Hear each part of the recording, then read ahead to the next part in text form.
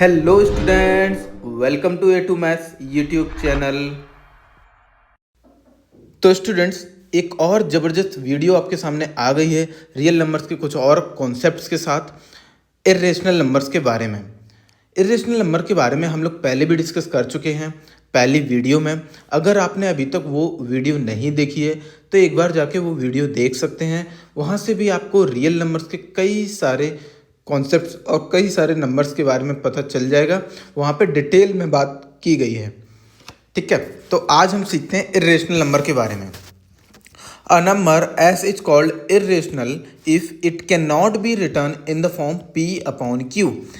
कोई भी नंबर को हम लोग इर्रेशनल तभी कहेंगे जब उसको हम लोग फ्रैक्शन नहीं बना सकते हैं, उसको हम लोग पी अपॉन क्यू के फॉर्मेट में नहीं लिख सकते हैं। That means that number is called an irrational number. और जो पी एंड क्यू है वो इंटीजर्स रहेंगे, ये को प्राइम्स भी रहते हैं रेशनल की कैटेगरी में, और क्यू जीरो की इक्वल में नहीं रहेगा। ठीक है, एग्जाम्पल के तौर पे देखें तो √2, √3, √5, पाई, -√3/√7, 0.20, ये नॉन टर्मिनेटिंग है, ये डेसिमल एक्सपेंशन रुक नहीं रहा है, बट ये नॉन रिपीटिंग भी है, नॉन टर्मिनेटिंग भी है और नॉन रिपीटिंग भी है, इसीलिए इसको इर्रेशनल नंबर की कैटेगरी में डाला गया है। इर्रेशनल नंबर के ऊपर एक थ्योरम भी है। कोई भी प्राइम नंबर है, जैसे कि p कोई भी प्राइम नंबर है, अगर p डिवाइड करता है a स्क्वायर को तो फिर p a को भी डिवाइड करेगा। ठीक है, इसको कुछ ऐसे समझ लो, कोई एक प्राइम नंबर है जैसे कि मान के चलो 3। अब 3 किसी भी नंबर को डिवाइड करता है, किसी भी नंबर के स्क्वायर को डिवाइड करता है। जैसे कि 3 मान के चलो डिवाइड करता है 21 के स्क्वायर को, दैट इज 441, तो फिर 3 डिवाइड करेगा 21 को भी, कुछ इस तरीके से। तो कोई भी एक पॉजिटिव इंटीजर हो सकता है जो कि हम लोगों ने यहाँ पे लिया हुआ है, जैसे कि 21। ठीक है, इर्रेशनल नंबर क्या होते हैं? इर्रेशनल नंबर के बारे में बताया गया है, उनको हम लोग p अपॉन क्यू के फॉर्मेट में नहीं लिख सकते हैं, वो p अपॉन क्यू के फॉर्मेट में नहीं लिखे जा सकते हैं। ठीक है, और p और q इंटीजर्स होते हैं, q कभी भी जीरो की इक्वल में नहीं होना चाहिए। एग्जाम्पल्स भी आपने देख लिए, √2, √3, √5, कुछ इस तरीके से एग्जाम्पल्स दिए गए हैं। रियल नंबर का बहुत ही इंपॉर्टेंट टॉपिक कह लो इसे, क्योंकि इससे पक्का एक क्वेश्चन बोर्ड एग्जाम में जरूर आता है प्रूफ करने को। कुछ इंपॉर्टेंट पॉइंट्स हैं अब इर्रेशनल नंबर के बारे में, जैसे कि द सम और difference of a rational and N irrational number is irrational. कभी भी आप कोई एक रेशनल और एक इर्रेशनल नंबर का सम निकालेंगे तो वो इर्रेशनल नंबर ही निकल कर आएगा। कभी भी एक रेशनल नंबर और एक इर्रेशनल नंबर का डिफरेंस निकालेंगे तो वो भी इर्रेशनल नंबर ही निकल कर आएगा। जैसा सम और डिफरेंस के साथ है वैसा ही प्रोडक्ट एंड क्वोशिएंट के साथ भी है। The product and quotient of a non zero rational number and N irrational number is irrational. अगर कोई भी एक रेशनल और एक इर्रेशनल नंबर का आप प्रोडक्ट निकालेंगे तो वो इर्रेशनल नंबर ही निकल कर आएगा, और ऐसे ही अगर आप क्वोशिएंट भी निकालेंगे, डिवाइड भी करेंगे, तो भी वो इर्रेशनल नंबर ही निकल कर आएगा। अब बोर्ड एग्जाम में कैसे क्वेश्चंस आते हैं वो देखते हैं। सबसे पहले आपको एग्जाम्पल दिया है, प्रूव दैट √3 इज इर्रेशनल। कोई एक क्वेश्चन दिया रखा है, आपको प्रूव करना है कि √3 कोई एक इर्रेशनल नंबर है। इसको कैसे प्रूव करेंगे? सबसे पहले तो हमें नहीं पता कि ये इर्रेशनल है या रेशनल है, बट तब भी हम इसको एक रेशनल नंबर की कैटेगरी में रख के चल लेते हैं। तो हम लोग मानते हैं कि ये एक रेशनल नंबर ही होगा, इसीलिए हमने इसको क्या मान लिया है? रेशनल नंबर मान लिया है। ठीक है, देखिए, late √3 B a rational number, late √3 B a rational number. ठीक है, रेशनल नंबर मान लिया। अब रेशनल नंबर में क्या होगा? जैसे कि √3 equals to p upon Q के बराबर हो जाएगा, क्योंकि इसको रेशनल नंबर माना है। और जो p एंड q है वो को प्राइम्स हो जाएंगे। को प्राइम का मतलब है उनके बीच में कोई भी फैक्टर नहीं है, कोई भी कॉमन फैक्टर नहीं है ऐसे, ठीक है। अब Q को आप जब यहाँ मल्टीप्लाई में भेजेंगे तो ये हो जाएगा √3Q इक्वल्स टू P। अब क्या करेंगे हम लोग, स्क्वायरिंग बोथ द साइड। अब रूट हटाने के लिए यहाँ पे हम लोग स्क्वायरिंग कर देंगे, स्क्वायरिंग बोथ द साइड। तो ये हमें क्या मिलेगा, 3Q² इक्वल्स टू P², ये निकल कर आ जाएगा, ठीक है। अब देखिए Q² equals to P² upon 3, इसको ऐसे लिख सकते हैं। यहाँ पे इसका क्या मतलब हुआ, सिंस 3 डिवाइड्स P², अगर 3 P² को डिवाइड करता है so it will divide P also. अगर 3P² को डिवाइड करता है तो ये P को भी डिवाइड करेगा, ये पीछे ही हम लोगों ने थ्योरम में देखा है। अब क्या करते हैं, now let P equals to 3A। अब P को हम लोगों ने 3A के इक्वल में मान लिया है, then what we will get, देखिए तो हमें क्या मिलेगा, 3Q² था एज इट इज, P² की जगह रख देंगे 3A का होल स्क्वायर, तो हमें क्या मिलेगा, 3Q² equals to 9A²। Next step में मिलेगा Q² इक्वल्स टू 3A²। ऐसे इसको और कैसे लिख सकते हैं, A² equals to Q² upon 3, इस तरीके से, ठीक है। अब यहाँ पे हमें क्या बताया गया है, सिंस 3 डिवाइड्स Q², 3Q² को डिवाइड कर रहे हैं ना, so it will divide Q also, so it will divide Q also, तो वो Q को भी डिवाइड करेगा। अब आप देख सकते हो यहाँ पे एक कॉमन फैक्टर जनरेट हो गया, एक कॉमन फैक्टर आपको मिल गया 3 is a common factor, 3 is a common factor of both P and Q। P and Q का 3 एक कॉमन फैक्टर हो गया। अगर कॉमन फैक्टर हो गया, और रेशनल नंबर में तो कॉमन फैक्टर होना ही नहीं चाहिए था क्योंकि वो तो को प्राइम्स थे, तो this contradict our assumption that √3 is irrational, this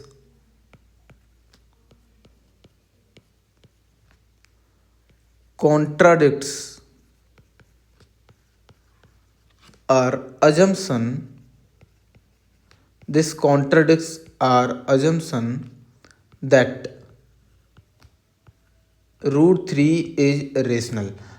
हमने उसको रेशनल माना हुआ था ना, तो ये हमारा अजम्पशन गलत हो गया, कॉन्ट्रडिक्ट कर गया, ठीक है। इसीलिए हम कह सकते हैं hence √3 is irrational number, √3 is irrational, hence proved. ये प्रूफ करना था।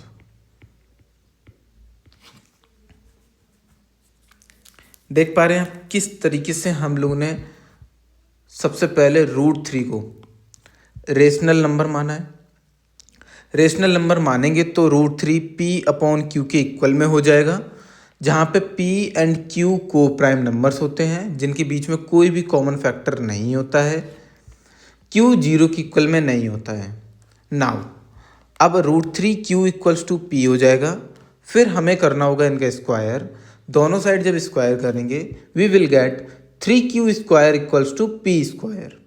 Now Q square equals to कितना हो जाएगा, पी स्क्वायर अपॉन 3। ये जो 3 है मल्टीप्लाई में था, उसको वहाँ पे डिवाइड में भेज दिया कुछ इस तरीके से।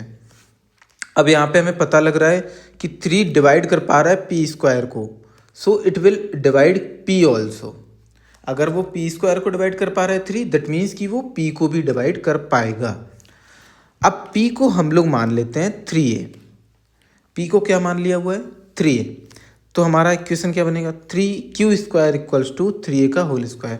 यानी सिर्फ पी स्क्वायर की जगह हम लोग ने 3a, पी की जगह 3a रख दिया, पी स्क्वायर था इसलिए 3a का भी स्क्वायर हो गया। तो क्या मिलेगा, 3q square equals to 9a square. अब यहाँ 3 मल्टीप्लाई में, वहाँ जाके डिवाइड में हो जाएगा, तो हमें मिलेगा q square equals to 3a square. q square equals to 3a square. ठीक है, अब देखिए आगे, यहाँ पे आप बता सकते हो a square equals to q square upon 3, a square equals to q square upon 3। ठीक है, तो यहाँ पे आप देख पा रहे होगे कि जो 3 है वो डिवाइड कर रहा है q स्क्वायर को, so it will divide q also. तो वो q को भी डिवाइड कर पाएगा।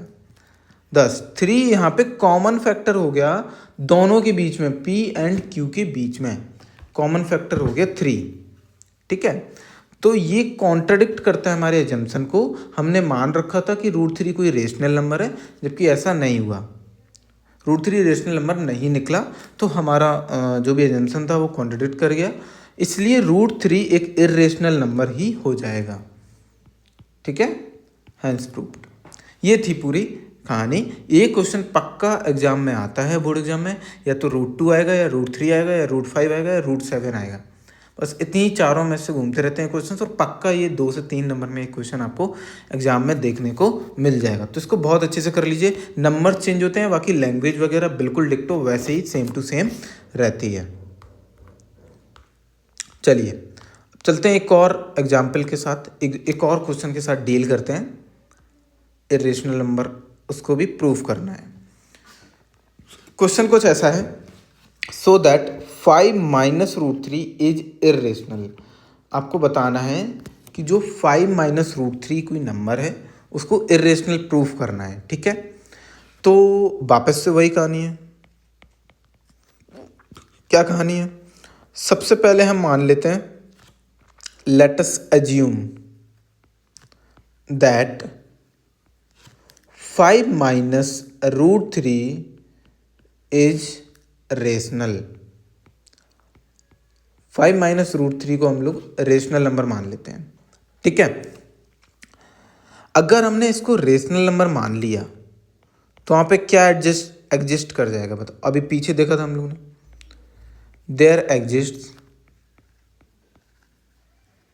को प्राइम इंटीजर्स। पीछे p एंड q लिए थे, अभी यहाँ पे चेंज कर देते हैं, a एंड b ले लेते हैं। को prime integers a and b, जहाँ पे जो b है वो 0 के इक्वल में नहीं होगा।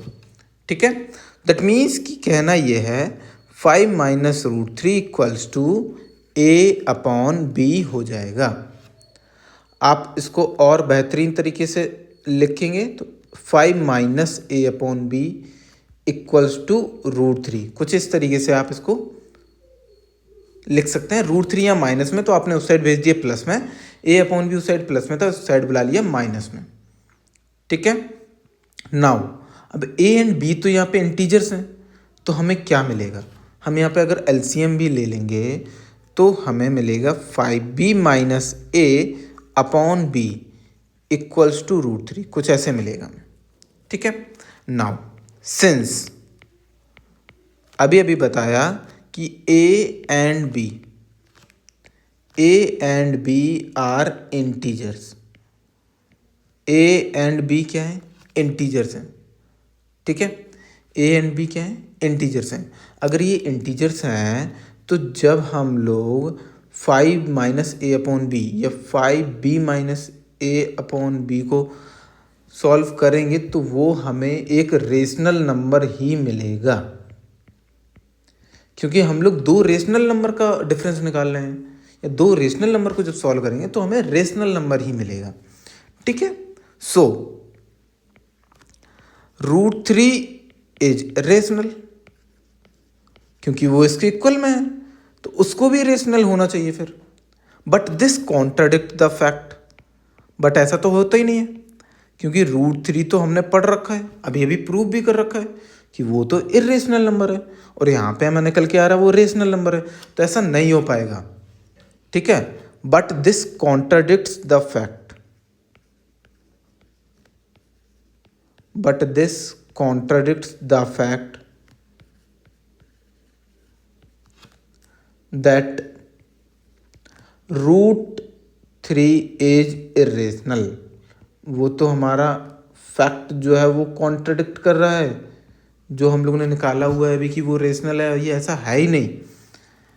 अगर ये कॉन्ट्रडिक्शन अराइज हो गया हमारे इनकरेक्ट अजम्पशन की वजह से हुआ है, तो फिर जो भी नंबर गिवन था वो इरेशनल ही हो पाएगा, वो रेशनल नहीं हो पाएगा। ठीक है, तो ये कॉन्ट्रडिक्शन कैसे आया? This contradiction has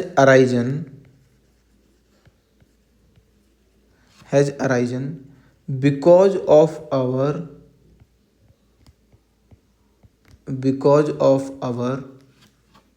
incorrect assumption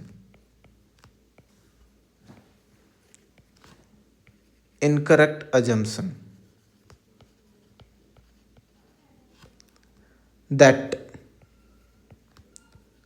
5 minus √3 is rational. यही तो अजम्पशन लिया हुआ था हम लोगों ने कि 5 minus √3 एक रेशनल नंबर है, जबकि ऐसा है ही नहीं। तो फिर हम कंक्लूड कर पाएंगे, hence we conclude that 5 minus √3 is irrational number. इस तरीके से ये क्वेश्चन हमें सॉल्व करना था। सबसे पहले हमें क्या दिया हुआ था कि 5 minus √3 एक इरेशनल नंबर प्रूव करना है, तो हमें सबसे पहले एज्यूम करना पड़ेगा कि 5 minus √3 एक रेशनल नंबर है। यहाँ पे दो को प्राइम इंटीजर जनरेट होते हैं, जैसे कि a और b, ये एग्जिस्ट करते हैं ऑलरेडी। तो हमने 5 minus √3 को इक्वल में मान लिया a/b के, क्योंकि इसको लेट किया हुआ है rational number. 5 minus a/b equals to क्या लिख दिया? √3। ठीक है, अब जब इसको सॉल्व आउट किया तो 5b minus a/b equals to √3 निकल के आया। यहाँ पे देखा गया कि a और b इंटीजर्स हैं, तो ये 5b minus a/b एक रेशनल नंबर निकल के आएगा, और √3 भी एक रेशनल नंबर हो जाएगा क्योंकि वो इसके इक्वल में दिया हुआ है। But this contradicts the fact that √3 is irrational. But ये तो फैक्ट कॉन्ट्रडिक्ट हो जाएगा। क्यों? क्योंकि √3 तो इरेशनल होता है और हमारा निकल के आ रहा है रेशनल, इसलिए कॉन्ट्रडिक्ट हो गया। तो this contradiction has arisen because of our incorrect assumption, क्योंकि हमने अजम्पशन ही गलत कर लिया था, इसलिए ये कॉन्ट्रडिक्शन अराइज हो गया।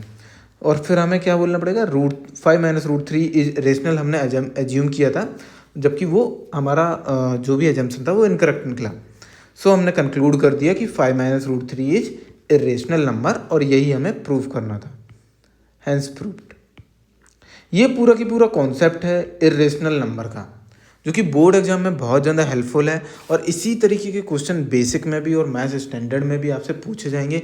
और बस इसी तरीके की लैंग्वेज आपको लिखनी है और डेफिनेटली आपका जो है क्वेश्चन पूरा हो जाएगा।